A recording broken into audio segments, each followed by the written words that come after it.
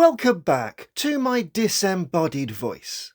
Be it Freddy Krueger, Michael Myers, Jason Voorhees, the Predator, the Xenomorph, Pennywise the Dancing Clown, or even Bruce the Shark in Jaws, one syndrome has affected them all.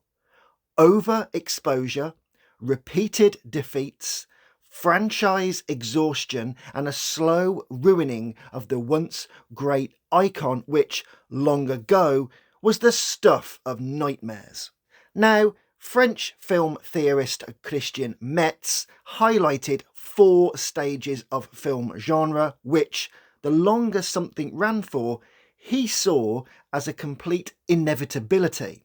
And those stages are: classic. The movie establishes itself at the height of its effectiveness. Experimental. The movie and genre begins to be explored and challenged in new ways. Parody. The tropes and cliches become so familiar that filmmakers begin to mock them, essentially making fun of the icon, genre, and movie itself. Deconstruction. The elements are all broken down and used in new, often meta, ways. Now, that's a step-by-step detailed methodology, but in more layman's terms, familiarity breeds ease and repetition causes contempt. Perhaps best illustrated in the Simpsons episode of the I Didn't Do It Boy, Bart Simpson gets a catchphrase live on TV of, "I didn't do it," and he becomes a worldwide sensation, sells records, toys, clothes, and everything. But one day, the phrase just wears out, and he's booted out the back door and consigned to history as an obnoxious fad. Now, movies are different, and my beloved Elm Street franchise, led by the legendary and charismatic Robert Englund as Freddy Krueger, was no fad, but much like the I Didn't Do It Boy, the idea was stamped into parody to the point where people got bored and, despite trying to revent it and make Freddy scary again, the series remained in absolute nightmarish parody and then ultimately went meta as we got Wes Craven's New Nightmare and Freddy became something that was mentioned, referenced and paid homage to in other movies and TV series to complete Metz's cycle of classic, experimental, parody and deconstruction death. But I think it's more complex than that when we break down the stages and psychology of why we get bored with films, great characters, how appeal is lost, and why classic movies and TV shows end in parody. So, for today's video, let's look at how the idols were burned to the ground and exhausted, why people turned off, and why these great characters cannot be relaunched, rights issues aside, by the very studios that once had so much faith in their once blooming and blossoming franchises. And instead of following Christian Metz's chart, we'll, as ever, follow a Listiano Crow flow-through chart, and today's topics are unknown versus explained, flipped characters, the comfort business model, let there be light. Right then, let's crack on and, yes, climb the crow's nest and shout spoilers ahoy for any movie we discuss today. Okay, so let's get back to the original Nightmare on Elm Street, Predator, Alien, Halloween, Jaws, and remember those movies for how they traumatised millions, put people off swimming, caused lines around the block for theatres, and left a branded imprint on countless of human brains once they left the cinema absolutely exhilarated and truly affected by what they'd just seen. And, in complete contrast, let's recall the last efforts of these dying franchises. I'm ignoring specific remakes here, as that's a topic for a different day all in itself, and focusing on franchise continuation from canon of previous movies and sequels, so we're ignoring things like the Halloween 2018 remake at this stage. So we have the likes of Jaws: The Revenge, Freddy's Dead: The Final Nightmare, Predator: Badlands, Halloween 6: The Curse of Michael Myers, Alien Earth, and of course films like Jason X. Gone is the originality, scares, iconic line, and genuine surprise and enjoyment, and instead, such as in Jaws, we lose the 25-foot monster that ate bathers and destroyed the orca for a plastic-looking shark that had a bizarre psychic vendetta, could hardly move, yet alone eat Michael Caine, and somehow roared while jumping out and leaning on the side of a boat, wobbling its gums. And in Elm Street, Gone was the self-mutilating nightmare of Freddy Krueger, and we were left with a wisecracking child killer that no longer lurked in the shadowed, but played kids as video game characters while joking about great graphics. For Predator, Gone was the beast that dispatched the best team of soldiers America had to offer, and now we have a lightweight creature that is a bit of a runt, needs to prove itself, and is facing the patriarchy and dealing with a bizarre robot sidekick in a rather odd and boring adventure. And for Michael Myers, Gone is the inhuman and blank man, and now we have a confusing beast that seems to be apparently possessed by a demon, has various siblings and a niece and bizarre psychic links. And finally, with the xenomorph, Gone is the ooze-dripping parasitic creation of H.R. Geiger, which lives like a hive monster and wipes out a spaceship of humans, and now we have the xenomorph as a pet, an almost guard dog to a young girl who can communicate with it through its own language. And the first reason each of these classic monsters starts to devolve into parody is because of unknown versus explained. The human mind is a wonderful abyss of imagination, but as sequels begin the process of explaining and elucidating the villain to the most micro level of lore and canon, the threat merely devolves into a generic summary of set characteristics. Christian Metz's Stage 2 was all about experimental as originality is gone, and there is a new template to explore. Sequels expand, evolve, and create a mythology around the monsters we have fallen in love with. So, whilst we know that Freddy Krueger was a child killer freed on a technicality and the parents burned him alive in the original Elm Street, by the time we hit Nightmare on Elm Street Part 3 Dream Warriors, we are introduced to his mother, the bastard son of a 100 maniac story, and the souls of his children giving him strength. By Part 4, the Elm Street kids are all dead, and he needs Alice to find him some new kids as sort of a proxy before all the souls escape. And then Part 5 sees him reborn through a fetus and dueling with Alice again, and some new abilities where Alice can be awake and experience her baby's dreams, and he's trying to rebuild himself through souls whilst also dealing with the apparition of his mother. And by Part 6 we leave Elm Street altogether in his daughter's head, and we find a new town of kids to torment, and is always resurrected, it turns out, by 3 terribly animated dream demons who, when the parents were burning him alive in the original, gave him an option of unlimited power and exploring revenge, which he took and absorbed them, and it's exhausting. Now, at the end of the day, there's nothing wrong with expanding lore, and originality is only something you can use once, but as more sequels are churned out, more ideas are needed to keep the bloated corpse floating. The mystery and evil is therefore slowly replaced by a complex outline of rules, reasons, lost family members, bizarre twists, new abilities, and bigger stakes, so that the premise becomes more alluring than the repetition, and ultimately the beast becomes a commodified, Disneyfied, and more palatable creation that can be exploited. Jaws doesn't really deal with the sharks as if they're a family, but the Brody family remain constant throughout Jaws 1, 2, 3 and The Revenge. Jaws 2 is about another attack and the town covering it up again as there's new investors, but this time it's a group of kids who are adrift and being picked off by the shark. Jaws 3 moves Sean and Michael to a SeaWorld knockoff. The shark gets even bigger, and we learn that Sean hasn't been in the water since Jaws 2, and by Jaws the Revenge, the shark has a psychic link with the Brody family and is now seeking revenge for the sharks killed previously, and it will only eat Brodies and no one else, unless it misses one of them when lunging for a bite. But by that point, the whole film is laughable and ridiculous. It looks cheap, and it rightly has been labelled one of the worst movies of all time.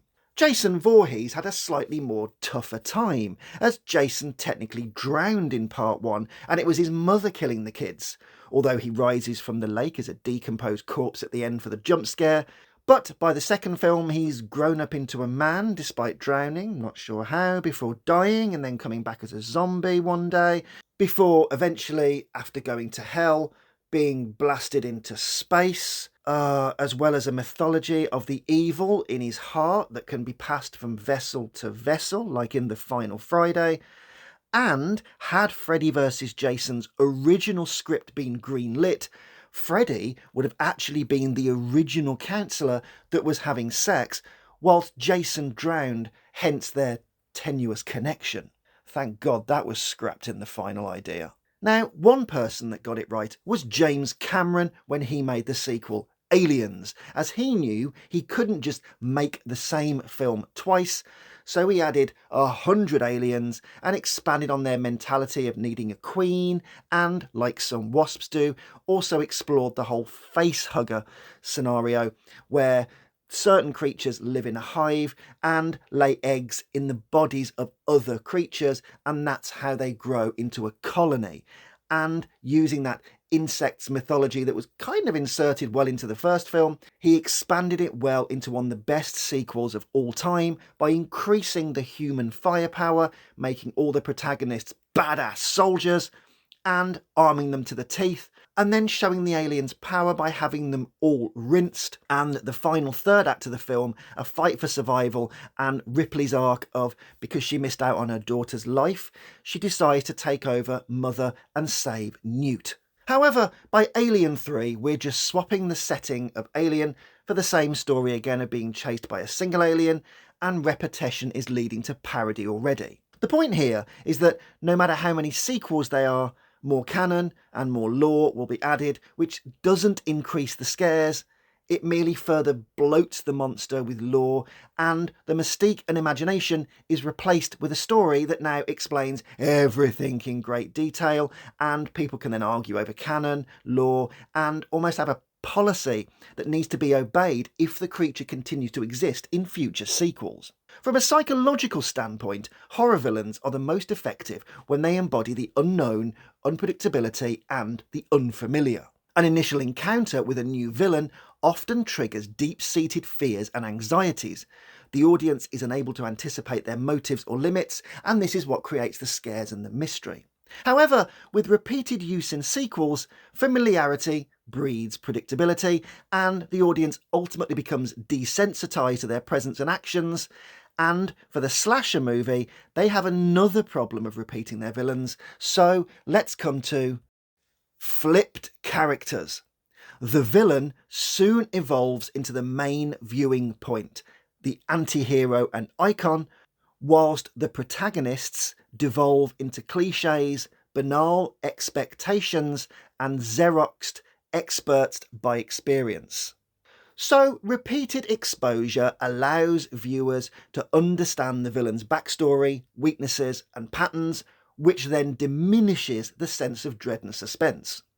The psychological impact shifts from genuine fear in the first movie to expectation of where the monster will go next. In essence, the more a horror villain is reused, the less capable they are of evoking the primal terror that made them iconic in the first place, ultimately reducing their psychological impact. Now, the Alien franchise kept Ripley as the heroine we loved. However, in slasher films, the teens become more one-dimensional, loathsome, cliched, hedonistic, rebellious against authority, and caricatures of, "I bet they'll die first. Oh God, I hate them. I hope they die horribly." as we start to crave for Jason or Freddy or whoever to slay these pretentious idiots in more inventive and painfully gory ways. We go from the original movie of empathising with the protagonist and wanting them to escape and win, to cheering for the villain to slice and dice these reprehensible teenagers, completely flipping the monster, the rules and the expectations. For horror to truly scare and disturb the audience, it needs to be new, original and raw. But for sequels, an original idea is now used to get the audience's attention and sell the film on a "are you hungry for more" appetite, like the film studios launching a new junk food burger that will be tasty but ultimately forgettable. For example, Child's Play had Chucky, which played on the fears of a young boy being groomed by the killer that had possessed its doll. However, Chucky has been going for so long now that the child from the original movie is now a fully grown man, and still fighting Chucky, with a whole new set of confusing canon and rules, which has been even further complicated by the short-lived TV show which came out after the intentional parody of The Bride of Chucky, Seed of Chucky, and then the attempt to go a little bit darker again in The Curse of Chucky and The Cult of Chucky. Sequels are almost always empty exercises in commercial greed, betraying any fresh ideas or unique elements that their predecessors had, and so the originality is lost and the villain is pushed as the reason that you're going to watch the film. So the humans, which were once the heart and soul of the original, become less important and more disposable until there's been a complete switcheroo, and we are now watching purely for the wisecracks, the kills, or the annoying teenagers to be eaten by a shark or slaughtered by a maniacal clown or killer. And speaking of Pennywise, Stephen King perhaps stated it best when talking about Nightmare on Elm Street in the preface "What's Scary" for the 2010 intro to 1981's non-fiction horror overview Dance Macabre. In A Nightmare on Elm Street, Freddy Krueger is flat out evil, no question about it. We hate him and fear him from the get-go. And why not? He's a paedophile, a murderer, and a disfigured psycho from beyond the grave. But 7 sequels later, he has become grotesque, but true, a kind of pal. By the time Freddy vs. Jason rolled around in 2003, we were no longer expected to root for the nominal good guys, teenagers without an ounce of fat on them. What we were rooting for as the sequels plodded on was a high body count. These sequels are basically snuff movies. And that's the point when it comes to the studios who want to make money, not the audience who crave fresh horror, as we enter the next stage, which is the comfort business model. Movies are merely product, and once originality becomes a brand, the aim is to offer a tailored product of specifically engineered taste until audiences get bored and need a new flavoured product. When Disney bought Lucasfilm and Marvel, the plan was to expand content, new movies every year, and a steady line of incremental profits based upon Disney Plus, toys, and many other things that the films would spawn. And it worked for Marvel for 10 odd years until the peak of Endgame, but as per Metz's genre rules, the content devolved into parody, and everything is now pinned on Avengers Doomsday at the end of 2026. Now, in a much more micro-level way, New Line Cinema were an independent company, and the Elm Street movies helped finance that company into existence and maintain it. New Line is often referenced when you watch documentaries as the house that Freddy built. Paramount was slightly different. They were a big studio and they had a different and more distant relationship with Friday the 13th because they were a huge studio, but they also seemed quite embarrassed by the gore and gratuity of Friday the 13th, but the movies were made for pittance and made really good profits, and business is business after all.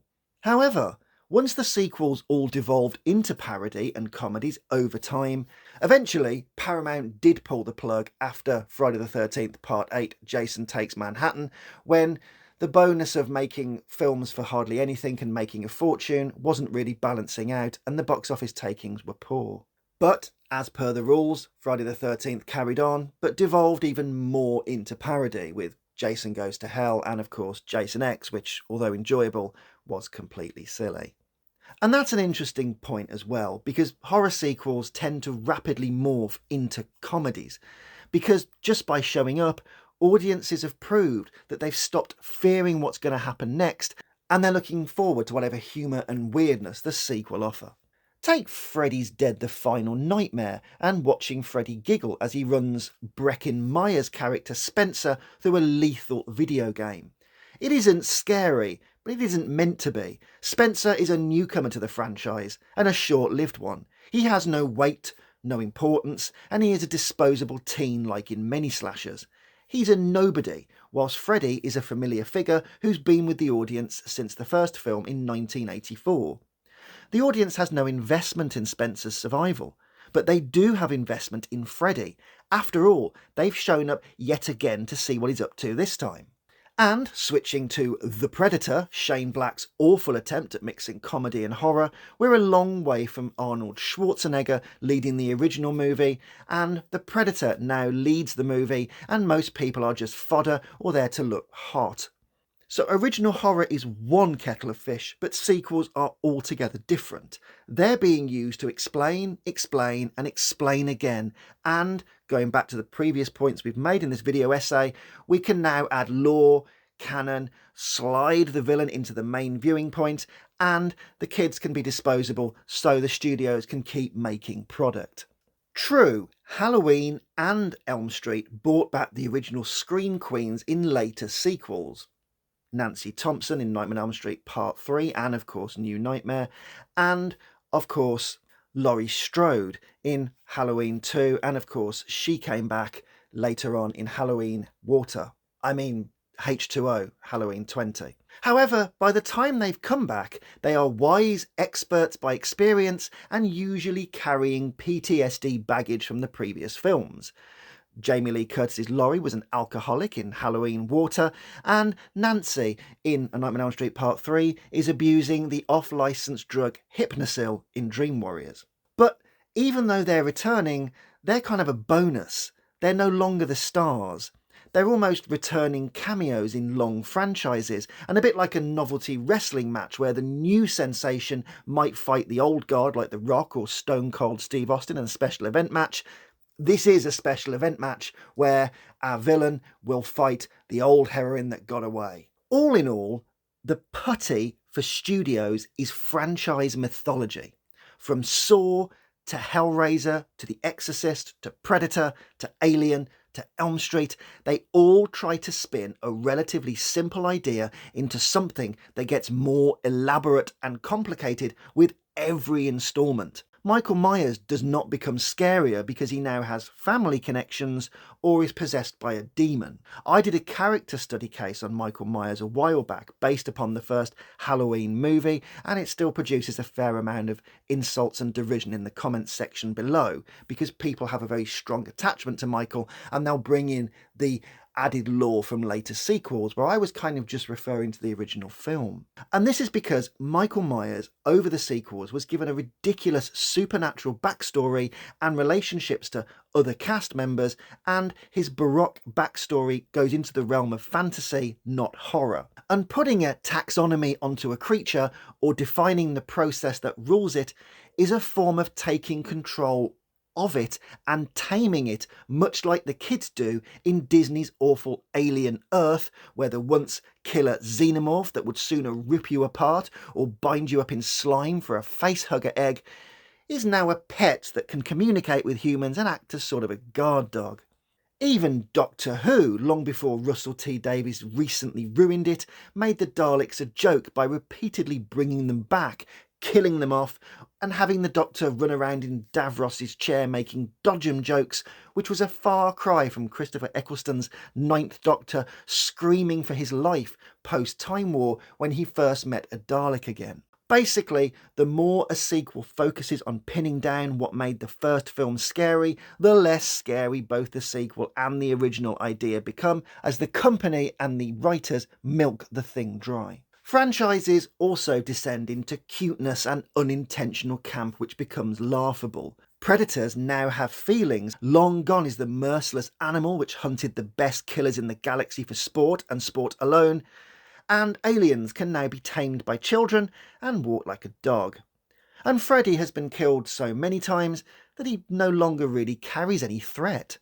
The superb YouTube film critic Dan Morell pointed this out recently about the enjoyable Welcome to Derry TV series, as with Pennywise beaten in the It movies and then beaten again in the TV show, bringing him back yet again in the rumoured Derry Season 2, only to have him beaten again, is going to further dilute the maniacal clown into a laughingstock if he is commodified into repeated seasons of being banished by various kids. It may expand the lore, it may go into backstory that some find interesting, but all in all, it's going to depreciate the shock, awe and horror of the main villain. And while the studios may want more product and content for a comfort business model and continue to homogenise and commodify original terror into palatable brands, they do this by firmly killing any horror or threat the villain originally had. And that brings us to Let There Be Light.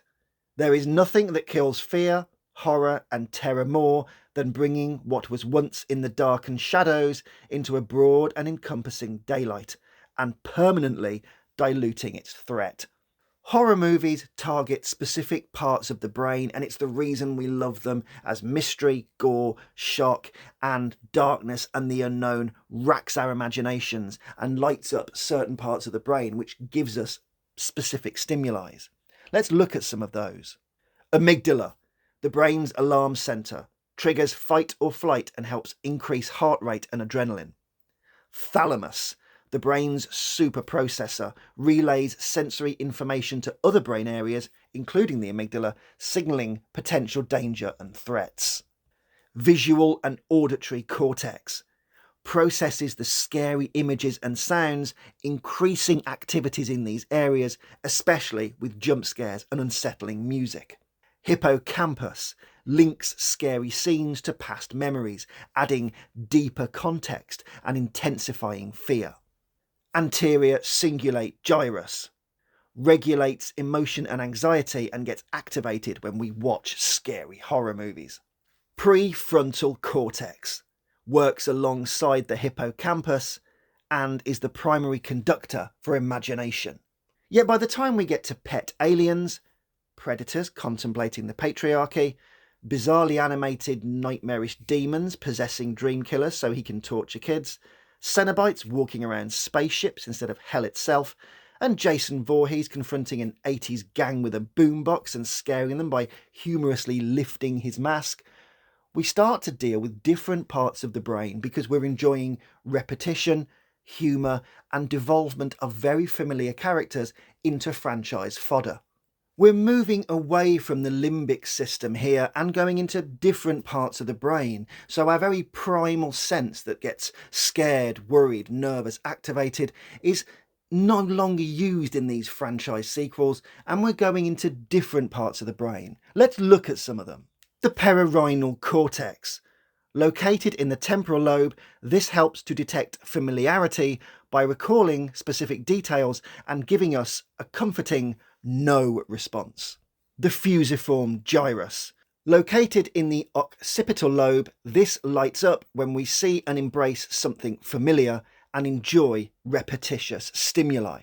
Also, that once rush of adrenaline when we saw our heroine being chased by the killer or predator now becomes a dopamine hit as we watch our commodified product and favourite villain return to screen, make an entrance, signify their back and do something horrible to a disposable cast member that we really enjoy. And bringing these characters into the light isn't unintentional by studios. It's about bringing the metaphorical spotlight onto something that is now the main viewing point, like the I didn't do it boy, the anti-hero homogenized franchise face of the monster, becomes the face of the franchise in broad daylight, spotlights, rather than that thing that's in the background that you're going to watch and be scared by. And whilst Disney continue to neuter aliens, the Predator, and even the Sith Lords, they aren't alone in changing the presentation of great icons. Blumhouse have found a way to make Annabelle the doll a returning character. Doctor Who returned from hiatus in 2005 and repackaged the Daleks from joke to threat, but then went back to joke again. And even the thoroughly enjoyable It Follows is rumoured to be having a sequel called They Follow, which will expand the mythos of the slow-walking demon into, more than likely, a slow walk towards parody. As for Freddy, Jason, Pinhead and the other horror characters of the 80s, a return isn't so sure. Like I said at the start of the video essay, there's lots of rights issues, but also some of the reboots haven't really worked, and despite talk of TV shows coming out, maybe they've been watered down so much, there's nothing left to milk. Who knows? Anyway, that's it for this week's video, so remember that psychology is cool. So cool. Please like, share and subscribe, as more subs means more vids, and even leave a comment or start a discussion, as healthy debate is always welcome on here. And as ever, until next time, I'll catch you later.